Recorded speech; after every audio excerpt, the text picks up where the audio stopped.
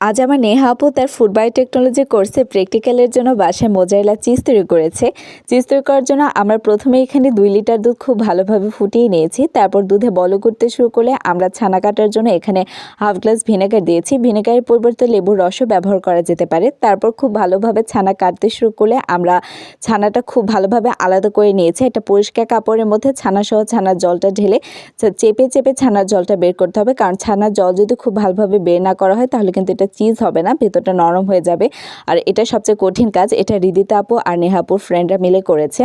তারপর খুব ভালোভাবে চেপে ছানার জলটা বের করা হয়ে গেলে ছানার যে জলটা আছে সেটা অল্প একটু গরম করে নিয়ে এর মধ্যে ছানাটা চুবিয়ে এপিট ওপিট করে ভিনেগারের যে টক ভাবটা আছে ওটা কাটার জন্য এই চেপে চেপে ছানার জলটা বের করতে হবে। তারপর সবশেষে বরফ দেওয়া ঠান্ডা জলে 10 মিনিট এই ছানাটা ভিজিয়ে রাখতে হবে, তাহলেই আমাদের মোজারেলা চিজ তৈরি। তারপর আমরা এটা 3 ঘন্টার জন্য ফ্রিজে রেখে দিয়েছি। আমরা আসলে মোজারেলা চিজটা গ্রেট করে দেখাতে পারলাম না, কারণ এটা প্র্যাকটিক্যালের জন্য। আমরা যদি নেক্সট টাইম বাসায় আবারও বানাই তাহলে এটা অবশ্যই দেখাবো।